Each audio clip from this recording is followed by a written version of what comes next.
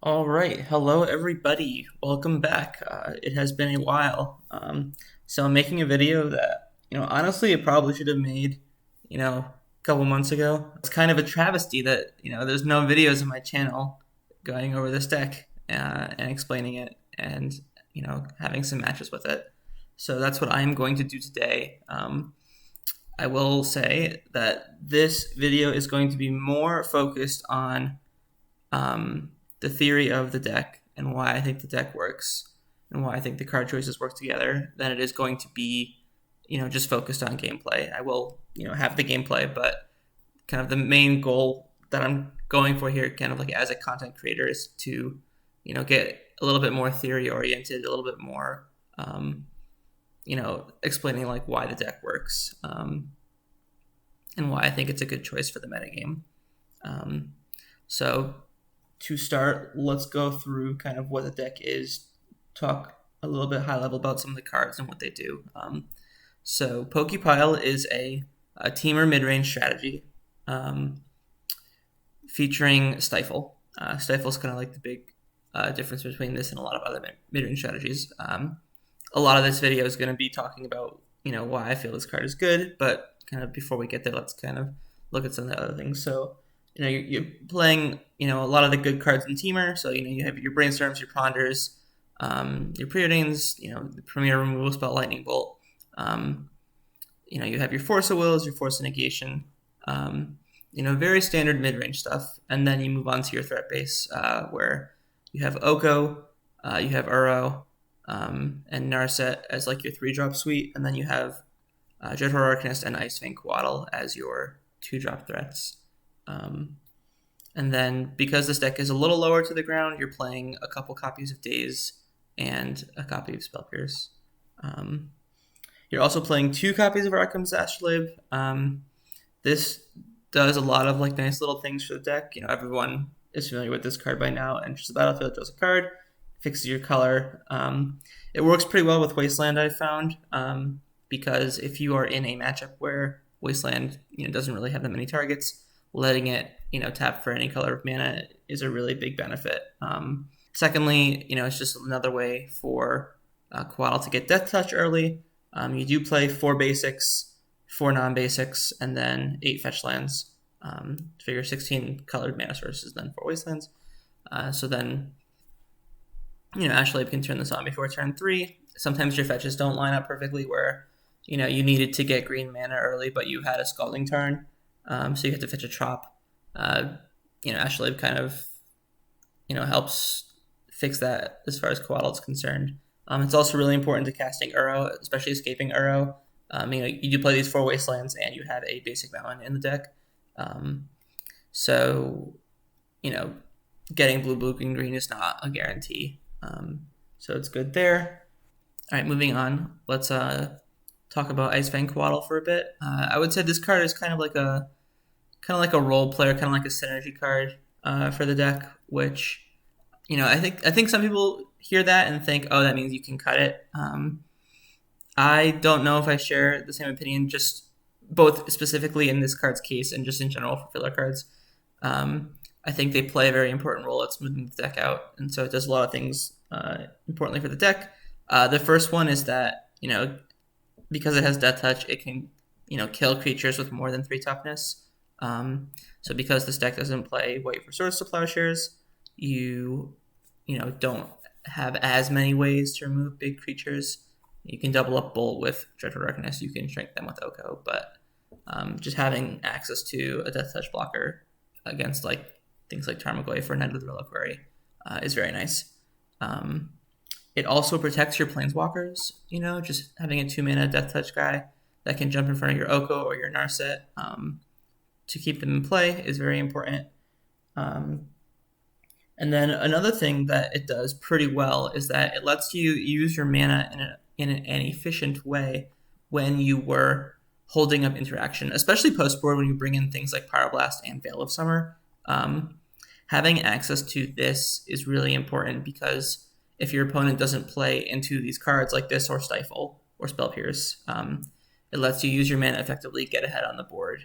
And so having this kind of element to your turns is really important. It makes it you a little bit easier, or sorry, a little bit harder to play around, because if you're holding up mana and the only thing you're holding up mana for is stack-based interaction or creature removal, your opponent can play around that a little bit easier, generally by just like passing the turn, and so you can punish them for just passing the turn. Quickly, I'd like to jump to some cards on the sideboard. Pyroblast, very straightforward. You have your artifact removal, Braid, Wilt, and Nullrod, and then you have your Graveyard Hate Suite, which is a little bit small, but you have Surgical Relic and Clothis. And the reason I've chosen these is because they all line up well against Uro, which, out of the fair decks, Uro is like the card you kind of struggle with the most because you're not playing Swords to Plowshares, and you can't really play Karakas in this deck. And so I chose, Relic over a card like Grafdigger's Cage because it can kind of exile the opponent's Uros while leaving yours intact. I understand that if you want to cycle it, you lose your graveyard as well, but because it's your card, you have the option to do that. So it's like, if it's advantageous for you, you can choose to do it. If not, you can choose not to do it. And so, Relic plus Clothis can keep the graveyard in check enough where, the arrows can't really come back, or they can only come back once and you deal with it. So, that's why I'm choosing this Graveyard Suite.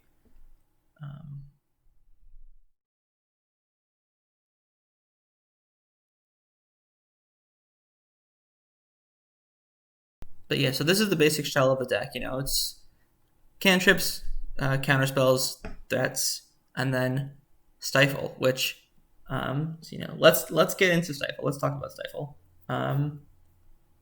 So I think this is the card that gets the most flack when people look at the deck, like if they're coming into it for the first time. They see all these mid-range cards and they see Stifle, and Stifle has always kind of been viewed as an aggressive card, and so they think, what the hell is Stifle doing in this deck? You're supposed to play Stifle in your Delver deck and Stifle their fetch land and then, kill them with Insectile Aberration. You're not playing Delvers, so what are you doing? And so I'll tell you what I'm doing. So I think, first of all, I want to push back on the idea that Stifle is a Delver card.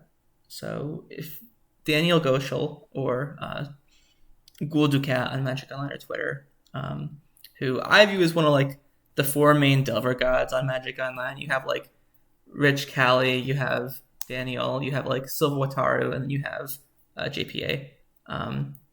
So in my mind, these are like, the four Delver gods, the people that you should focus on and pay attention to when they're telling you how to build your decks, when they're giving you their opinions. He had a great article about a month ago about Delver where he had talked about why he really didn't like Stifle in that shell. And he said that there's so much tension between holding up Stifle and playing out your threats. If you have Stifle and Delver in your hand turn one, it's really tough to know what to play, because turn 2 Delver is a lot worse than turn 1 Delver is. And like Arcanist on turn 3 or turn 4 is a lot worse than Arcanist on turn 2. So there's a lot of tension there between deploying your threats in a timely manner and holding up Stifle, because if you deploy your threats, and your opponent then activates their fetch land, Stifle is a lot less effective. And so, it doesn't really work as an aggro card, especially because if your opponent, if you hold up Stifle and your opponent is playing around Stifle, that means, both of you are saying draw go to each other, and then usually Delver in a late game can't kind of stand toe-to-toe with what the opponent's deck is doing. I think in this deck, that tension isn't really there. You don't have the 1-mana creatures to play. Ice Fang Coatl has flash, so you can, you play it in their end step if they play like down fetches, or, if you have 3 lands in play on their end step, you can play Coatl and still have Stifle up.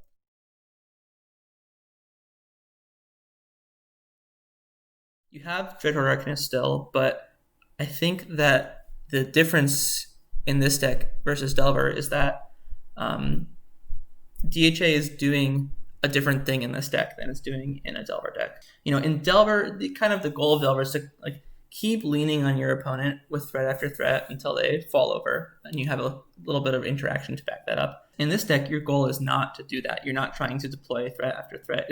your goal in this deck is to kind of maneuver yourself into a position where you land a snowbally threat and it gets to take over the game.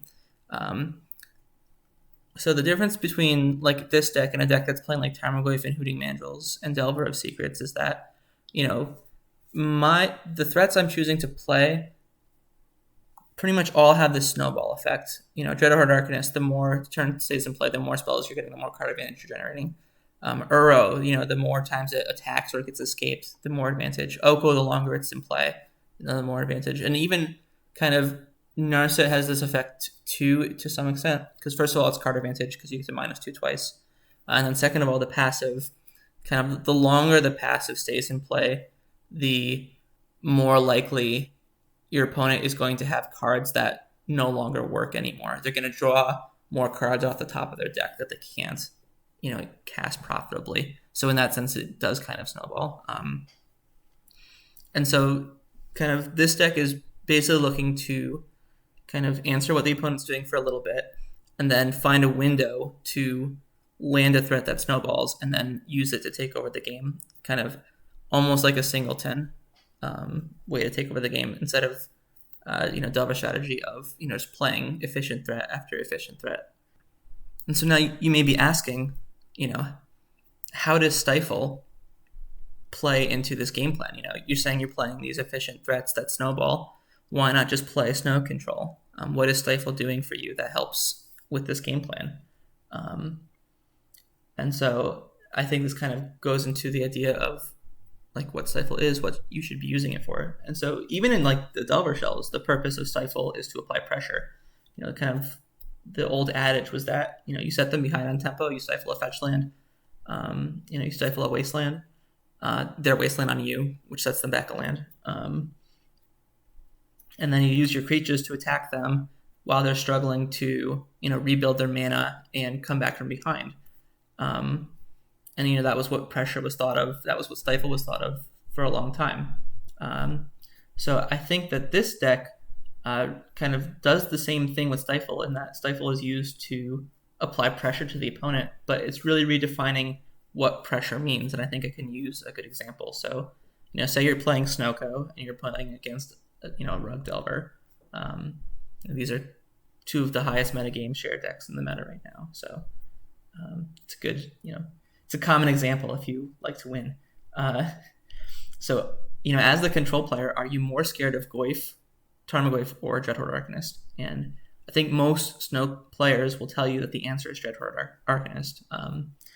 First, Tarmogoyf, you can take like a hit or two, use your life total as a resource, and then if you find the Swords to Plowshares like a turn or two late, it's okay. You're still playing the game. You took some damage, but you're still playing the game. You're still even. Arcanist, on the other hand, needs an answer immediately or you start falling behind. If you find Swords to Plowshares after it's attacked twice, even if the Swords resolves, you're still very behind. And there's some chance the Swords won't resolve because, the cards they drew off, the Brainstorm and Pond they flashback could have been Force of Will plus blue card. Or if they're not, it could have been, another threat that now you have to deal with. And, you didn't, presumably the way you dealt with the Arcanist is like the only thing you had because you would have used it sooner if you had something else. So now you have another threat that you don't have an answer to deal with. And so Arcanist in this situation provides more pressure, even though it's not attacking your life total as hard. And so the reason that Stifle in this deck acts as pressure is because it makes you more likely to land your snowball threat at a point in time when the opponent is not ready to deal with it. So in a sense, Stifle is almost like a ramp spell that can't be bolted. If you Stifle an early fetch land, you effectively get to play like a turn 1 Dreadhorde Arcanist or like a turn 2 Oko. And the idea of snowball cards is that the earlier you start getting them going, the more effective they are. And so getting these things down, what effectively counts as a turn earlier, is huge. If Oko cost 4 mana, it would not be Legacy playable. Or maybe it would because it's, its effect is strong. But I honestly don't think it would be Legacy playable at 4 mana. I don't think Dreadhorde Arcanist would be nearly as big a deal at 3 mana. These things matter. And so, chopping off a mana has sometimes, as big an effect as adding a mana in a lot of cases. And so that's kind of the idea with this deck, is that you are effectively getting to deploy your snowball cards earlier than they should be deployed.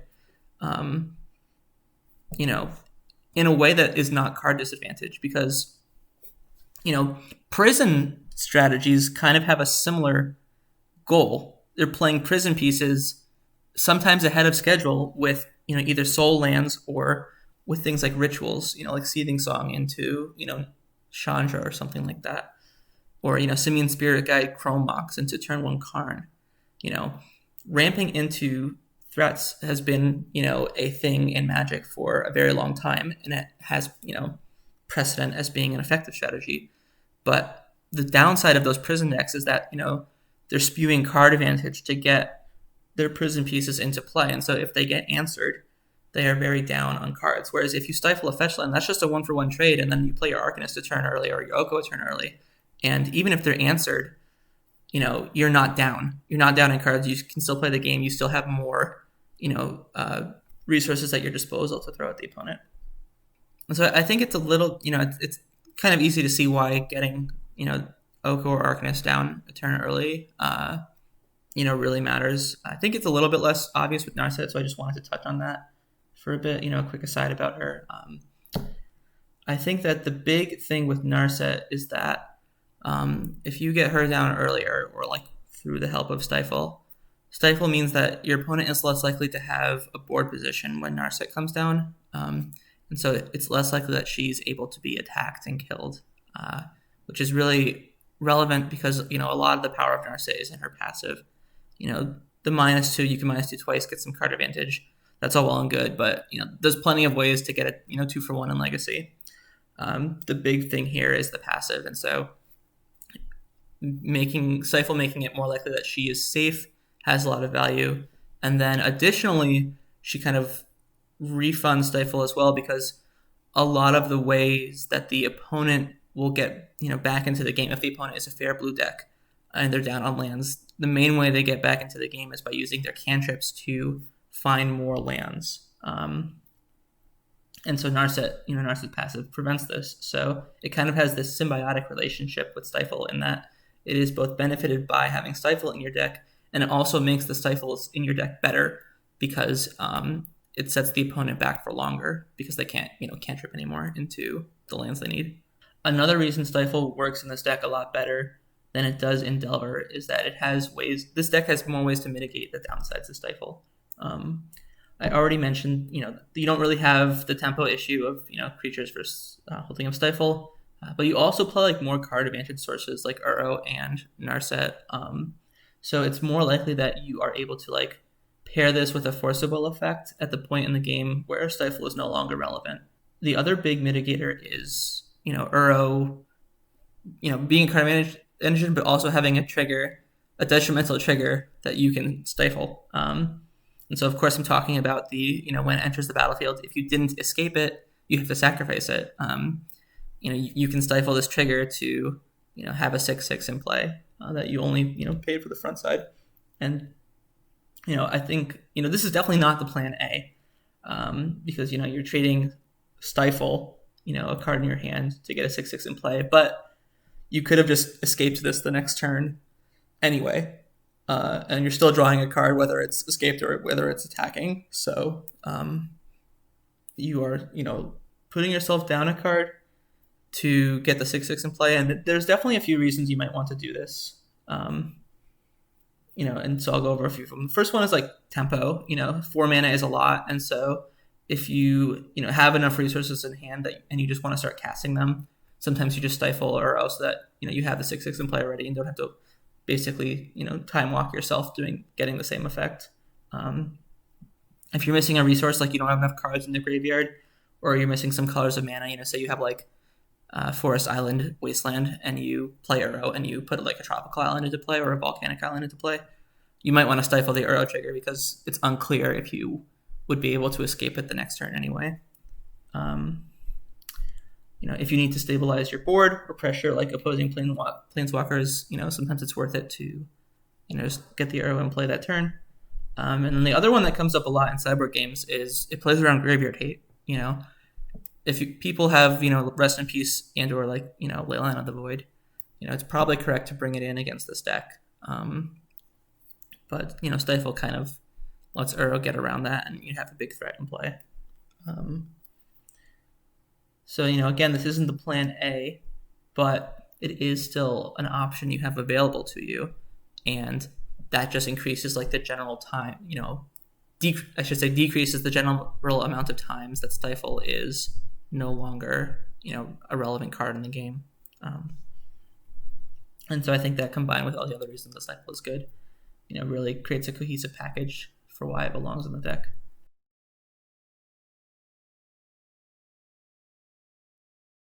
So those were the two big like strategy points I wanted to hit on. Like why Stifle, works well in a different shell than you normally see it in, and why, sometimes you can have the same card in different decks, and it's doing a very different role. It's doing a very different impression. I think I talked about that with Dreadhorde for a bit. I wanted to dive in quickly to why you might play this over, some of the other big strategy, like the big fair blue strategies in the formats. Like, the main two decks right now, if you want to play a Brainstorm Forcible deck, are Rug Delver and Snow Control. So let's start with Delver. One of the big reasons I feel to play this over Delver is that you have a different matchup spread that I think on average is better.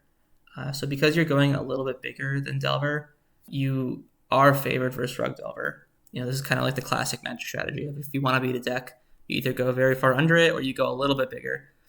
Can't really go very far under Delver, but you can go a smidge bigger, which this deck does. You're also a little bit better equipped to face Snow Control because you have more card advantage engines and you have Narset. And so, Rug Delver, in my mind, struggles with Snow. You can find some Delver masters that will tell you that Delver beats Snow, but I think that for the average player, and as someone who's played a lot of both strategies, I would feel that Delver is a pretty significant dog to the Snow Control decks.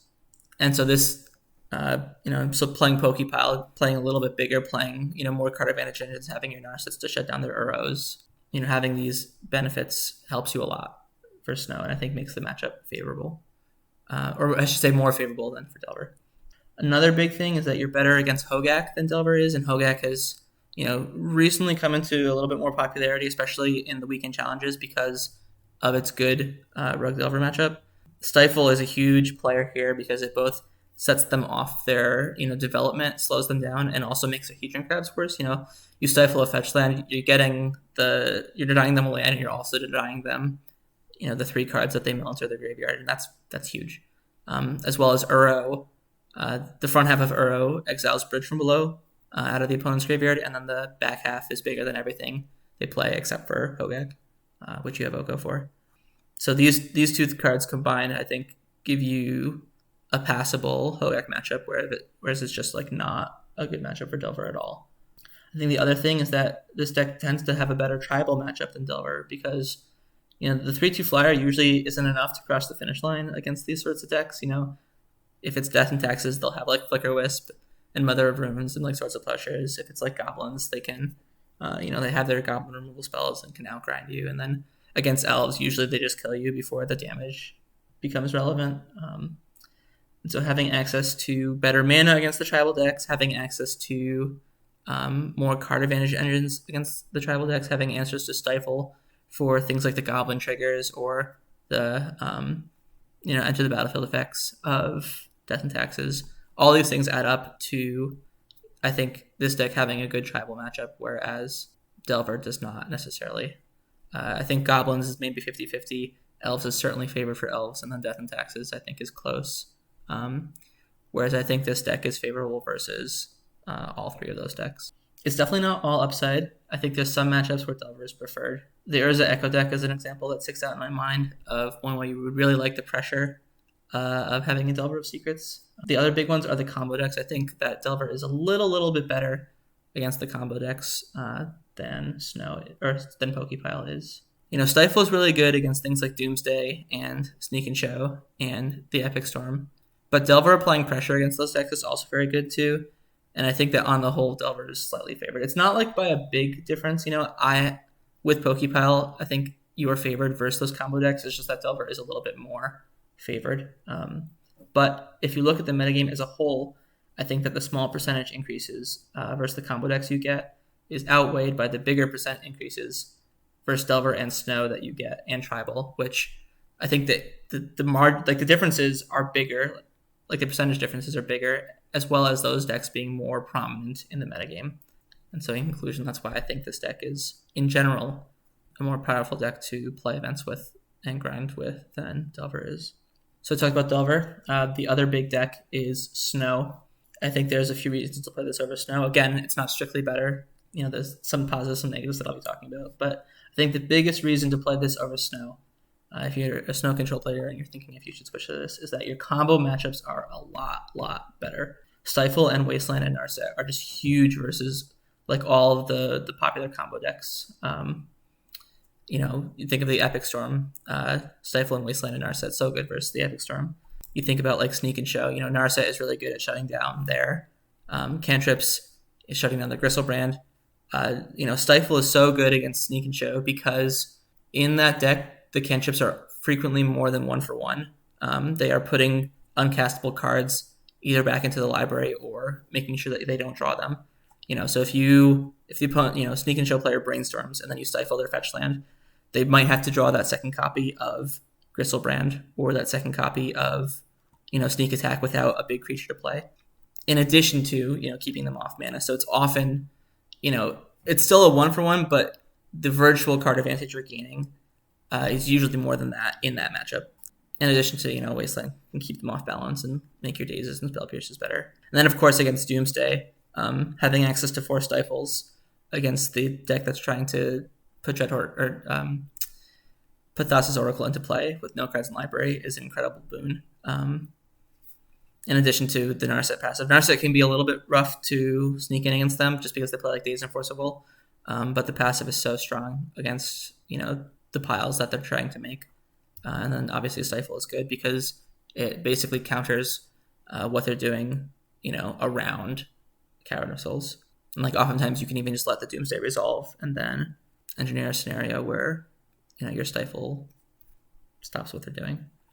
I also think that Poképile is a little bit better against the tribal decks than your typical Snow Control deck is. And that's mainly due to Wasteland plus Dreadhorde Arcanist. So Wasteland hitting Cavern of Souls or Caracas is very relevant and comes up frequently.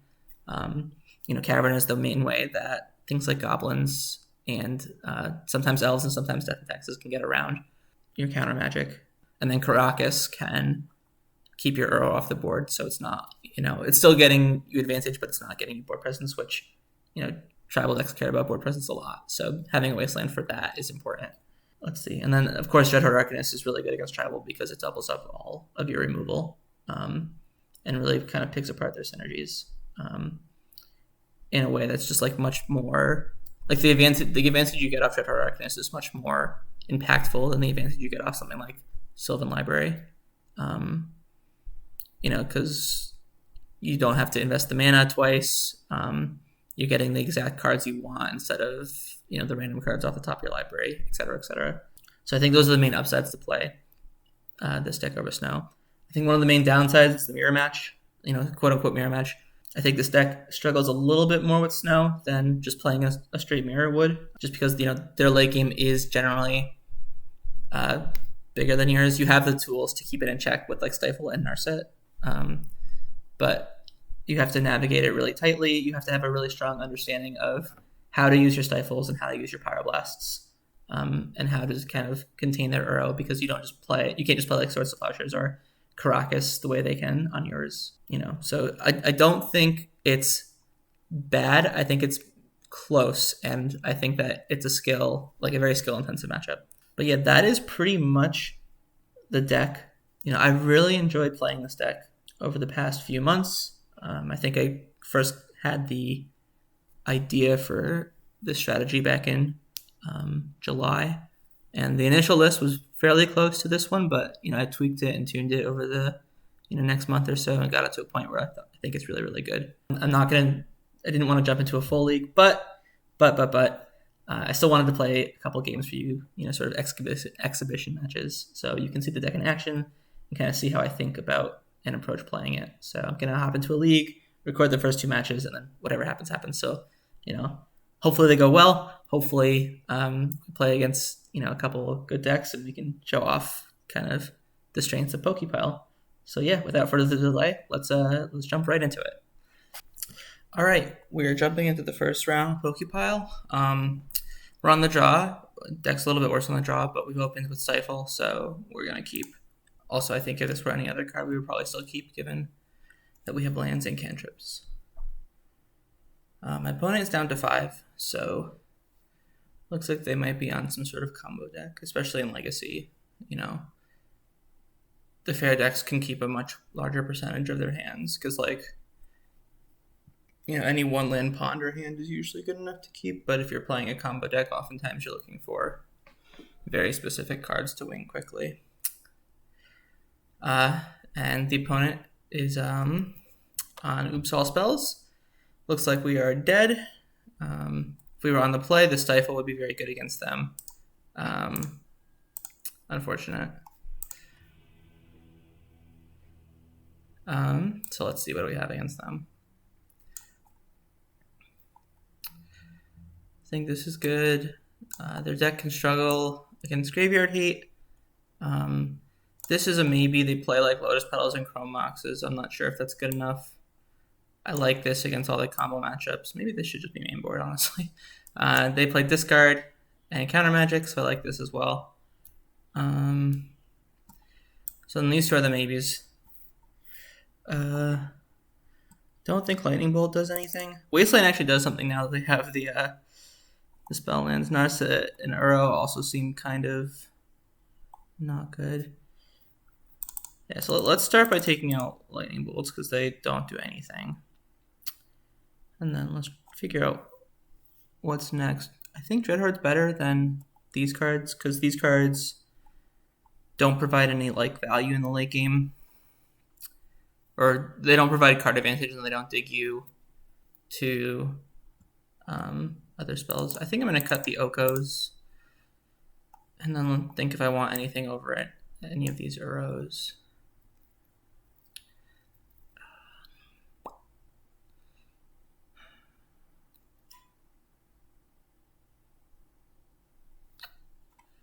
I think the answer is no. Alright, yeah, I think I'm just going to run it like this. There could be an argument for a Braid, but I think drawing a card and being a blue card is better than the third piece of Mana Denial. Alright, we're going to do this. We're going to mulligan aggressively. This hand has Force, blue card, Surgical. I think that makes it a keep. I'm not going to lead on the Wasteland. Just because I don't want the opponent to know I have it. Also, this leaves up Daze. If they do go for the turn 1 combo, it's interesting if I want a Daze or Force of Will. Just because they could have... Because this is my only blue card, so it's if they go, use 4 mana, cast their creature, and then I Daze it, and they have Elder Spirit Guide, then I get quote unquote blown out, but because I have the Surgical, I don't really. We'll see. Sometimes I like to pre-think my decisions. And then sometimes I just think, there's too much variables around it, so we'll just cross that bridge when we come to it. This might be one of those times, depends how much they mulligan, kind of what their start looks like. They might not even go for turn 1.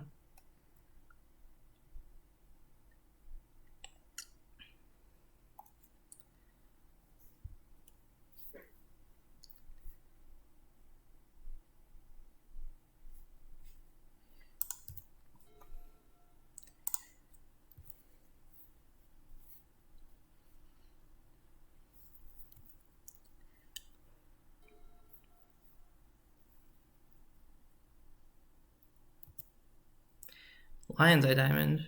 Interesting. I feel like this is not a normally played card.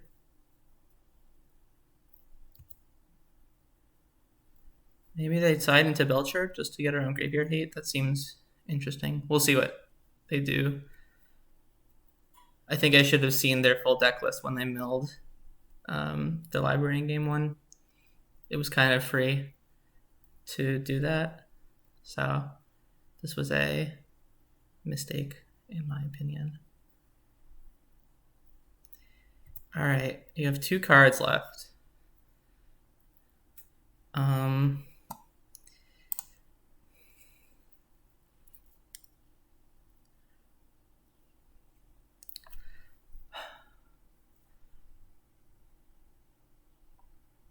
So I think I just force pitch blue card this.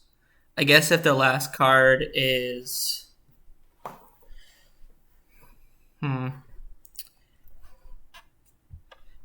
If the last card is the draw 7, it's kind of annoying.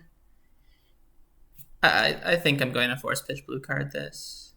Because if I daze it, they just pay for the daze and...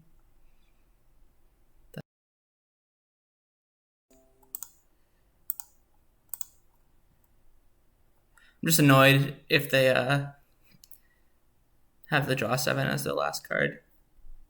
It looks like they did not. I guess even if they did, I could surgical this and then half of their win cons are gone.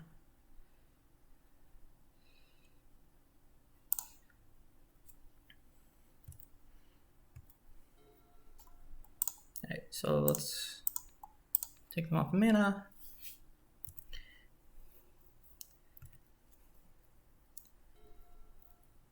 Could also have considered cutting a land just because. All right, I will. Thoughts use the Undercity Informer.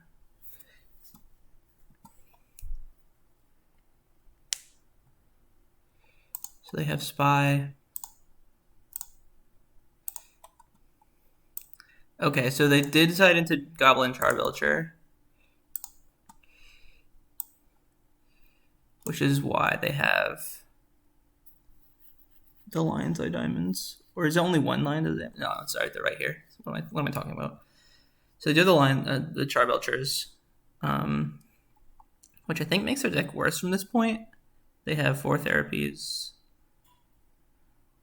4 Pact of Negations, 1 more Thoughtseize. Okay, so not too much special going on. I don't think this changes anything after board.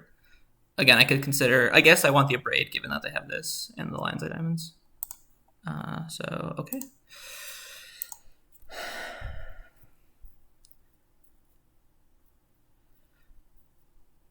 So again, they need 3 more mana to get to this payoff.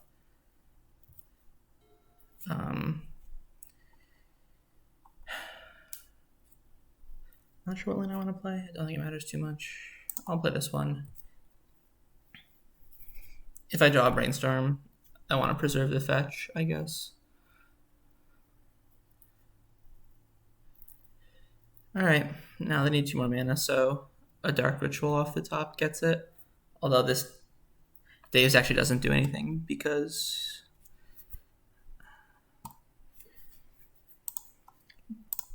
they have the Lion's Eye Diamond in play.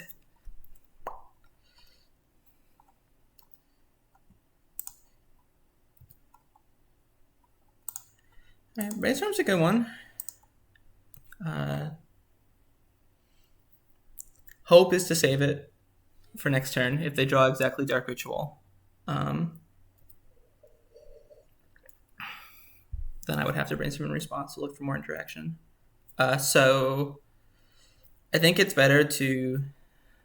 Well, now it's just better to hold up both things, I think. Let's Brainstorm now. These are very good.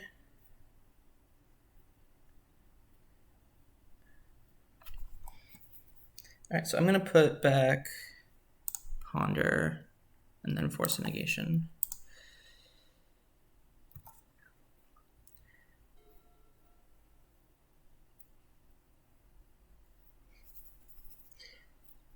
My thought here is I think it's actually worth dazing the Spy just to effectively get like trade it for the Lion's Eye Diamond. Just because I'm going to stifle the ETB trigger. And then next turn I just escape Uro.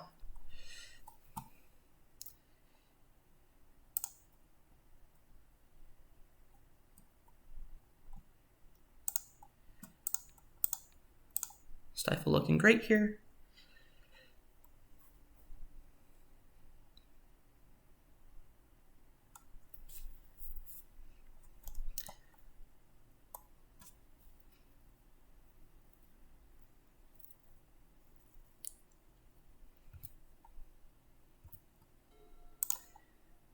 So now let's just fetch our second tropical. We're giving up on the 3 red spells left in our deck, but you know what? I don't think it matters. Escaping with Uro is pretty straightforward. You just leave in the 1 mana spells for Arcanist. Opponent thought it was over. I agree. Okay, so they have Charbelcher, which means this Abrade is probably worth it. Does it mean the Oko is worth it? It's a 3 mana answer to something they're likely playing on turn 1. I kind of doubt that it is worth it. What do I cut? Again, I mentioned I could see myself cutting a land just because, you know, I could see us getting into those top deck sort of wars where,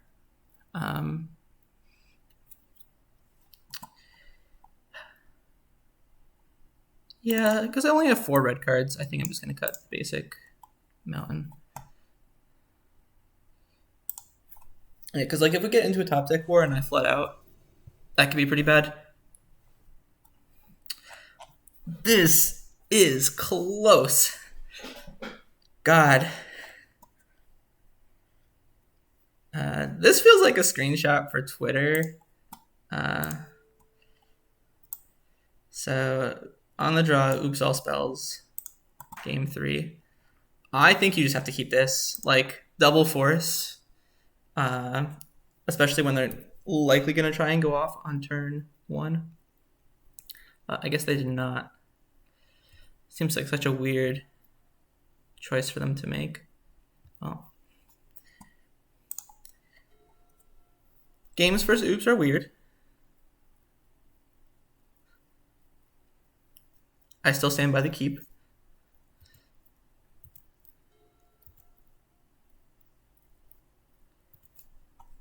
I'm going to discard the Ponder. Could be wrong just because I want blue cards for forest, but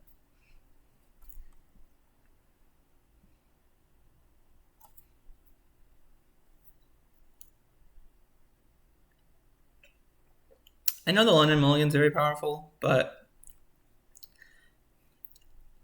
I just thought it was very likely that we would have to force something on turn 1, and so we would not have gone to discard. That's too far away. I think I'm just going to lean on. I know it's maybe it's better than Veil. I could see that. Yeah. Just because this is a long-term win con and this just stops one thing.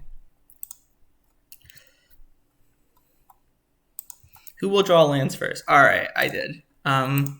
So now it feels a little silly to have discarded Veil of Summer, but we're leaving up Spell Pierce plus Stifle, so I don't really care too much.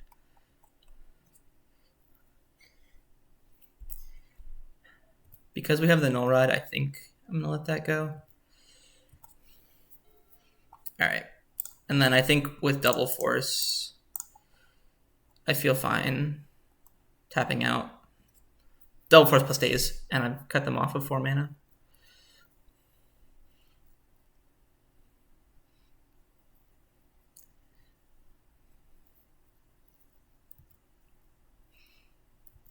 I say this in most of my videos, but I'm a very greedy keeper. But yeah, I'm very confident that this was the correct decision.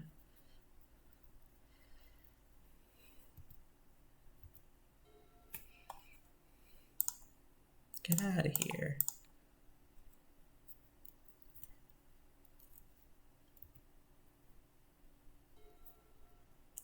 Obviously, this Ponder would have been nice to have, but I felt like interaction was better. So we've discarded our Singleton Veil, which means the only thing this could possibly cast Astrolabe. So I'm gonna preordain off the Tropical Island. Yeah, let's just draw the Wasteland and then draw the preordain for next turn.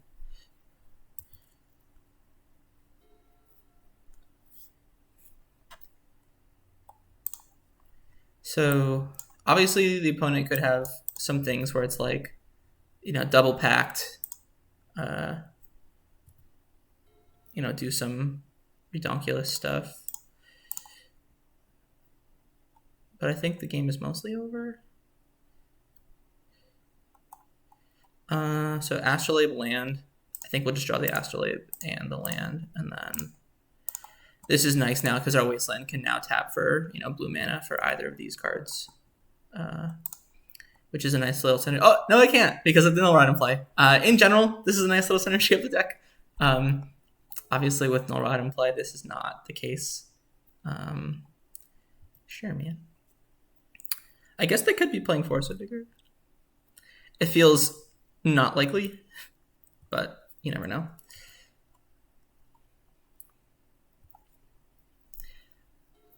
As a side note, since not much is happening in the game right now, I think that in general, players overreact to small anti-synergies in a deck. Cool. So I will talk about this now. I think players overreact to small anti-synergies in a deck. I often see decks that play 4 Astrolabes, they're 4 or 5 colors, also play Null Rod in the sideboard, and whenever they bring them in, like people in chat or commenting on videos or whatever, will say something like kind of crazy that you're doing this. I can't believe you're playing Null Rod in your Astrolabe deck, yada yada yada. And I think this is a very silly way to think about it because Null Rod completely shut off my opponent's ability to play the game, whereas me not being able to use Astrolabe is honestly just a mild inconvenience. The card already replaced itself. I think that, when we build decks, we like to make the decks very synergistic. We want to have cards that work well together and do cool things. It makes us feel smart and clever. And so when we see these anti-synergies, we have a visceral reaction to it. Why are you doing this? It's not synergistic. It's not smart and clever. But our real goal when we're building decks and playing is to win the game. And so if you have a card that hurts yourself a little bit, but your opponent a lot, usually that is worth a card. It's worth it to be playing such an effect. I've seen people, in lands players will sometimes play Chalice of the Void in their sideboard.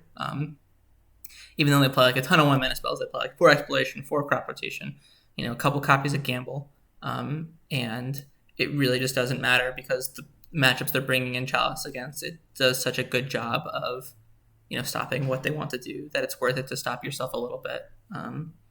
So I think this is a similar situation. I think this is even less restrictive to our own game plan. Anyway, that long-winded rant aside, that was the game. Got one of our Oops All spells. I'll be jumping into the second match now. All right. We are against Theo Jung. Theo has recently started streaming. He is a Magic grinder. Plays a lot of different formats. I think Legacy is his favorite format. Don't quote me on that, but it's the one I know him most through. I think this is a keep. We have interaction and cantrips. We wish this was not a non-basic, but what are you going to do? And Theo's pretty good. He has a wide repertoire, I feel. This is kind of exactly what we want. I'm unsure if we want to play the Astrolabe on 2 and fetch away the 3rd land. We probably don't, to be quite frank. We probably just want to draw the 2 lands. Just because we already have, we have an Uro in hand. We're definitely going to want land number 3. The opponent could also be playing Wastelands. So the idea of fetching away the 3rd land seems foolish to me. And if we want to play... I was going to say if we wanted to play Ice Fang Coatl, we would have to fetch away that land. Obviously, at this point, we are not going to be doing that.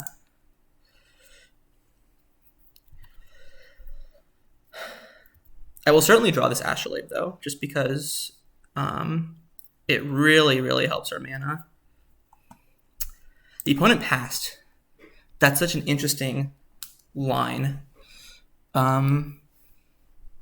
So they're likely on Temur Delver. They could be on Poképile with a weird mana start, although Poképile doesn't play Delta. So I'm gonna just assume they're on Tamer Delver. I don't know if they play Stifles. I guess we'll find out. They don't, so that's good. Going to lead on this Astrolabe. I think sending up my mana and holding up like Spell Pierce for a turn 3 Oko is more important than playing out Uro. Especially because we have a full turn worth of mana lined up. If they don't, but just playing no threats, no cantrips, it just really makes me feel like they have Okos or Dazes or Force of Will, just things like that. And so I think holding a Spell Pierce has a lot of value. I'm going to flash in Coatl now just to make sure I use all my mana for the turn. I'll fetch a basic just so that it has Death Touch. And the nice thing about Coatl here is that I kind of don't care if it gets dazed or not. Like, I'm very indifferent to that. And I think this is a slightly more advanced concept that I'm still going to leave up Spell Pierce just because I think Oko's in their hand. But this is a kind of advanced concept that... do I want to wasteland them? They have a 3rd mana. I think that my mana is more important than theirs. So I'm just going to draw Astrolabe and Wasteland. And hold up Spell Pierce.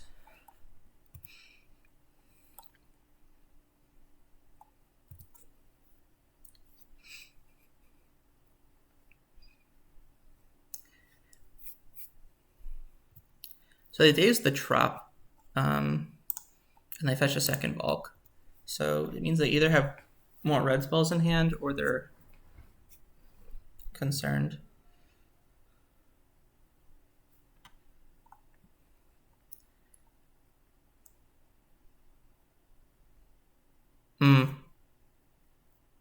Interesting. Hooting Mandals. How badly do I care about that? Because we have the Uro coming up, I kind of don't care about it.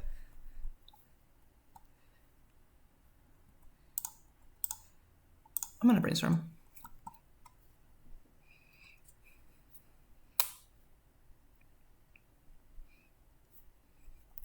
Yeah, I think it's fine.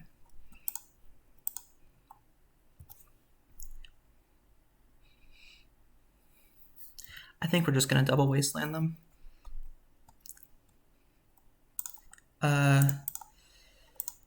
We might double wasteland them. We might single wasteland them. That's actually very difficult to decide just because if we double wasteland them, we're not guaranteed to play Uro around days.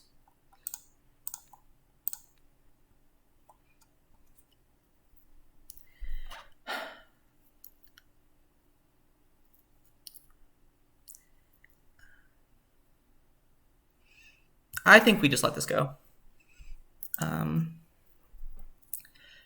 I want to play Uro around days. I want to play Uro if they wasteland us. And not only does it play around days, but it also holds up Spell Pierce. So like if they force it, then we just get the Spell Pierce it. And then if they daze, we force pitch force. Or if we draw a blue card, we can force pitch brainstorm and then force pitch, whatever.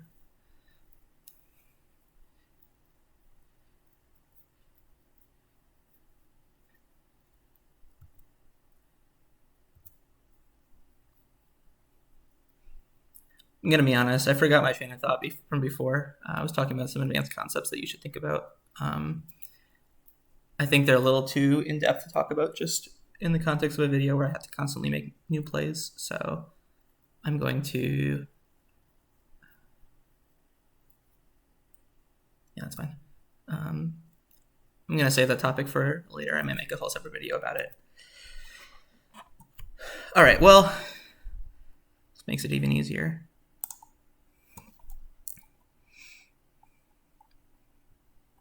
I guess because I have this brainstorm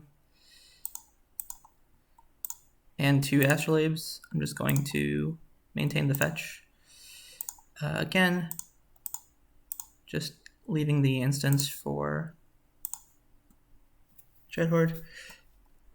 In this matchup, you have to think about Goyf a little bit too, but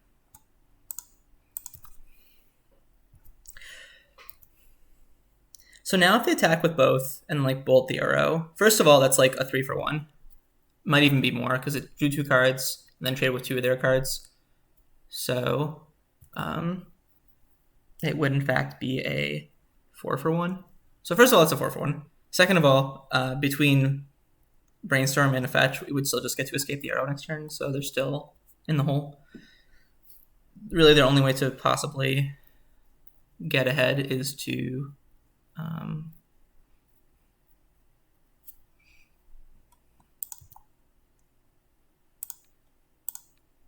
I'm actually going to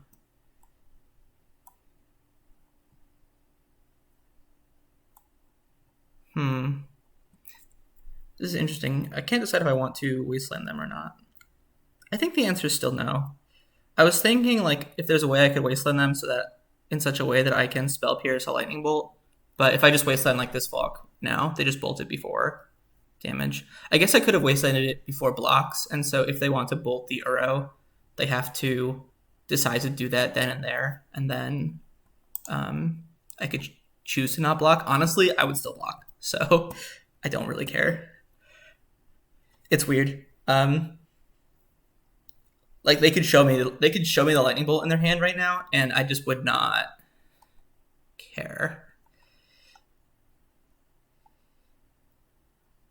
Again, I just don't care.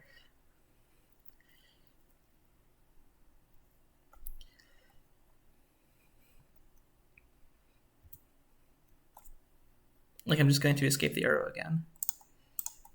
Like I'm not saying my opponent is playing incorrectly. Like they're playing very well, but it's just that arrow just doesn't care about what Delver's doing in game 1. I think I am just going to draw the land and the lightning bolt. Yeah.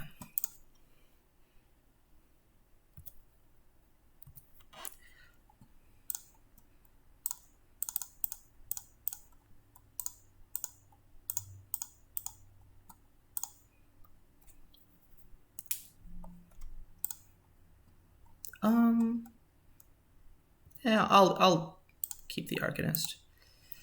And now I will wasteland the second green source.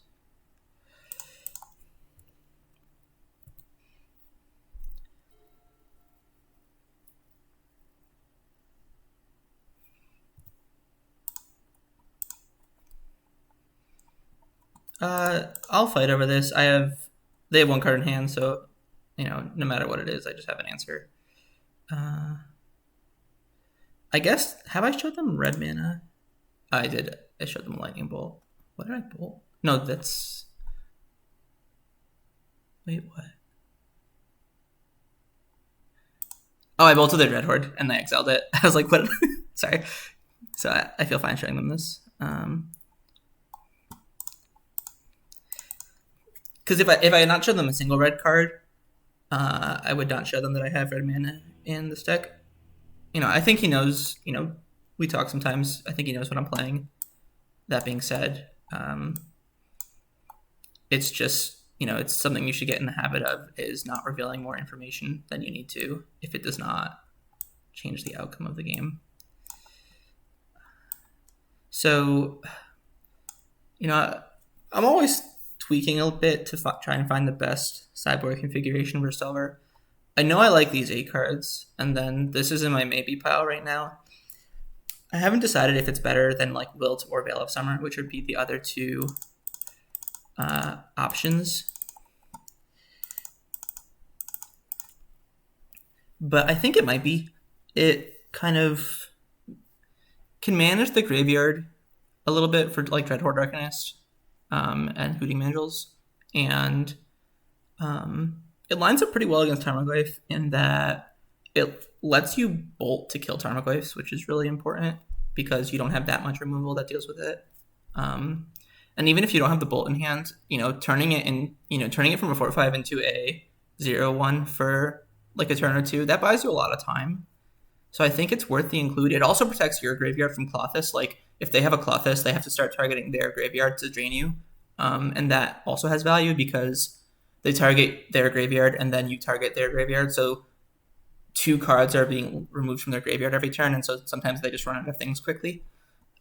So I think that gives it the nod over the other two options. If I see Winter Orb, I will bring back in the Wilt, although that card has somewhat fallen in popularity recently, just because it doesn't line up well against Abrupt Decay, really. And Carpet of Flowers is a card that people are frequently playing as well.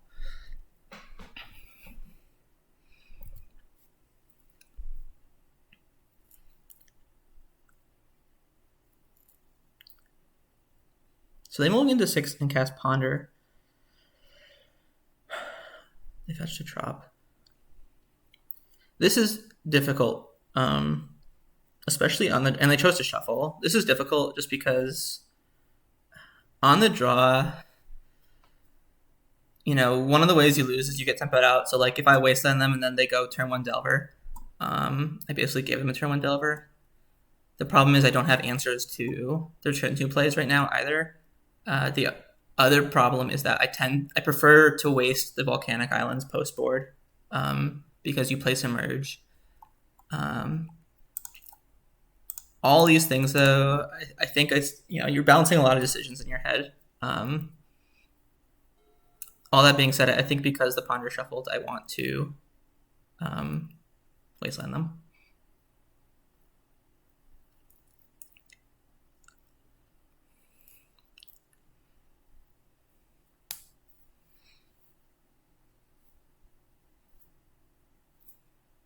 I think the two kickers for me there were that, one, I didn't have good answers to either of their turn 2 plays. And two, I don't think there's anything in Power Blast. And two, they shuffled off Ponder. So those were like kind of like the small determining factors that made me want to wasteland there. That's fine.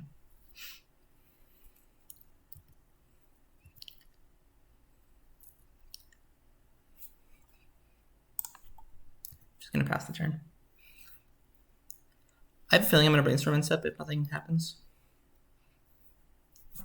I guess I should pause in their upkeep. But they don't have green mana right now. I would like to be able to Stifle a fetch around days and also be able to Power Blast like a Force of Will if they try to do something like that.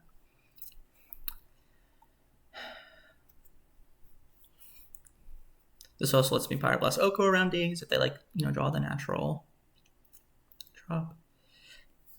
Okay, so they flipped the Lightning Bolt. It's a good one to know about for sure because it changes kind of how I evaluate this Coatl.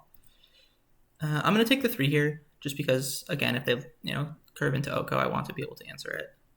It's fine.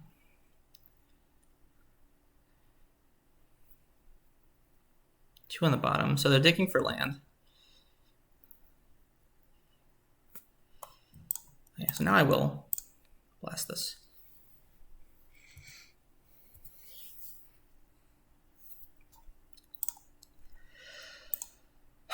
So unfortunately, I can't play Coatl and hold up Stifle. And because I am a little bit worried about Oko, I'm going to just hold up the Coatl. It's possible I should have held up the fetch. Okay, so now they can't play Oko this turn, so I'm just going to do this now. I know they have a Lightning Bolt, so they're just going to kill it, but it's better for it to resolve and play around Pyroblast than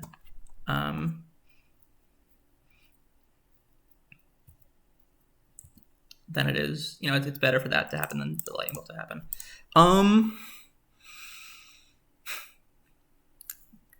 The Lightning Bolt's staring me, right in the hand, right in the face. So I'm not sure if I want to run out this Dreadhorde. It might still be fine, though.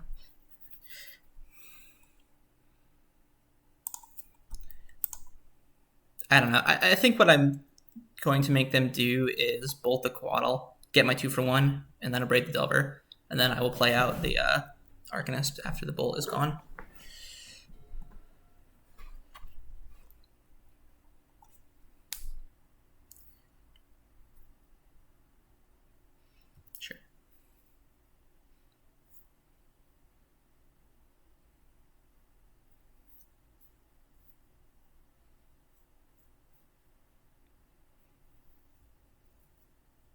One card on top, one card on bottom. Relic. It's pretty rude. Although you can stifle the relic.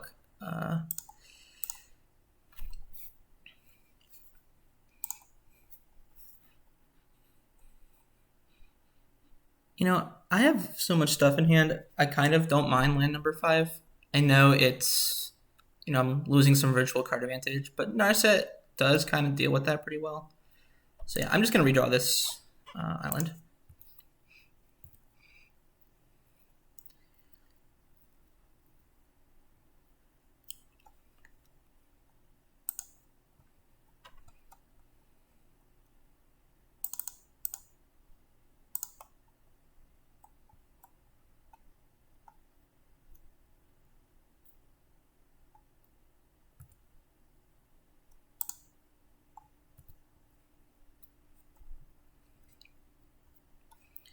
And I know Narset can now die to Bolt. It's a really good draw, actually. All right, yeah.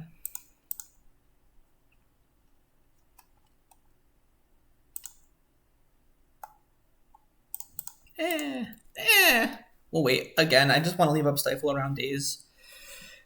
I know they probably have like 1 or 2 green cards in hand. Sure.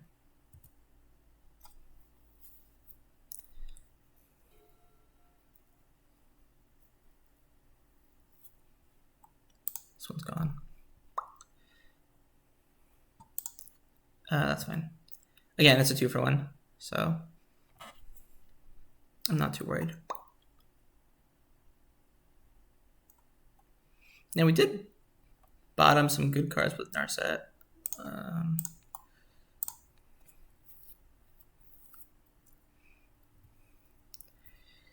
But I don't know if I want to draw them just yet. Card we're looking for is Uro. Uro and Oko.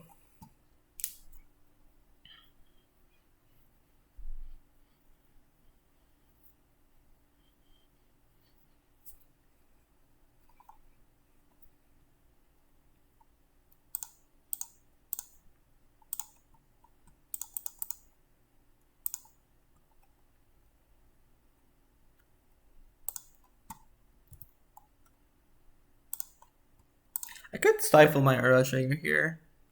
Do I want to do that? I think I do. It's kind of hard for this to go that poorly for me. The worst thing that could happen is like they draw their green land, they play Oko, and they elk it. But then I should be able to kill Oko over 2 turns, so like that's not even that bad. If they wanted to like, you know, Wasteland daze me, it's still trading for a daze, blah blah blah.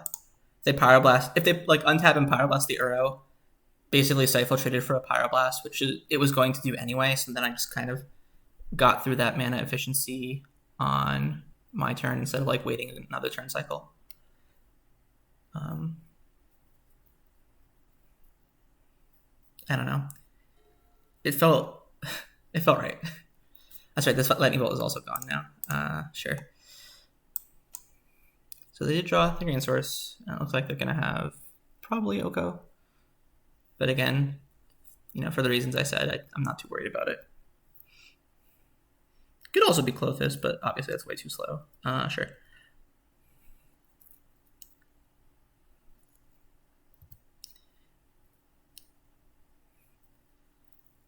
I could also, if I want to, submerge my Uro.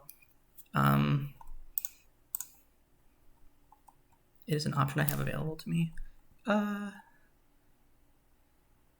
think the game is past the point where daze is going to be good. So I'm going to put this on bottom, put this on top.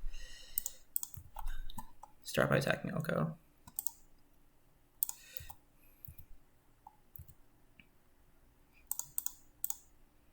I guess I will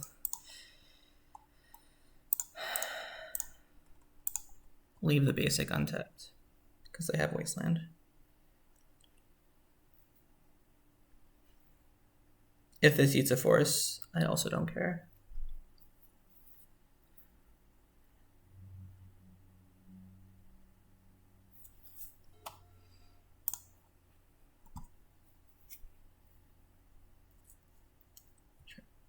So in general, with Clothis, you want to go after their instants and sorceries first, just to make their Arcanist worse. Other than that, there's just like Tarmogoyf considerations.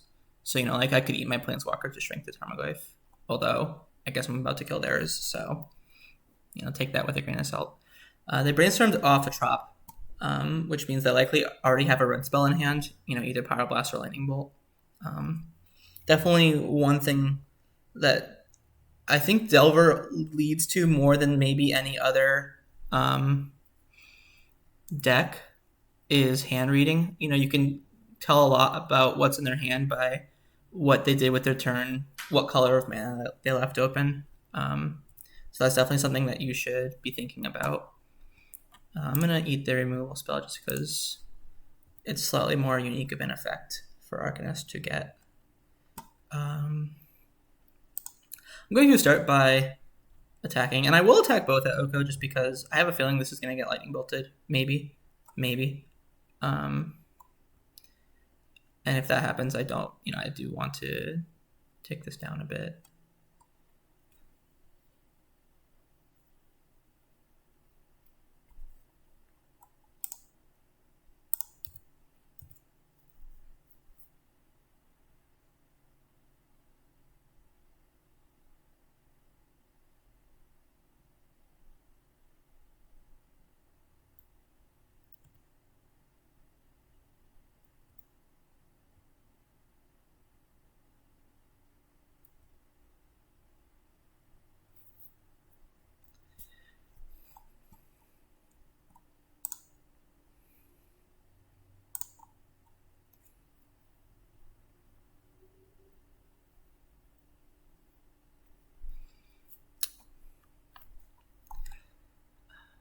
I'm gonna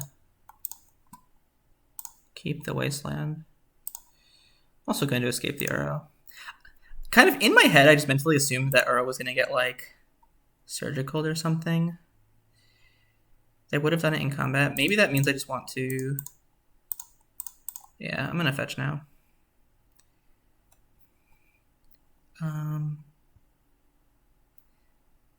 Get the other tropical. Basically, I want to preserve like my mana. Like if I draw, this is Stifle. I have a feeling I'm gonna Wasteland them this turn. 2, 3, 4, 5.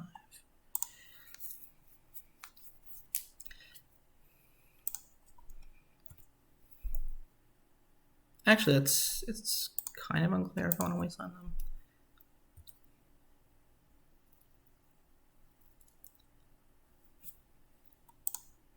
Yeah. Alright, we're going to take them off red. Red instead of green because we have Submerge. It also takes away Pyroblast. I want to stifle this, Electivation. So, like, the way I see this game going is I stifle their activation here.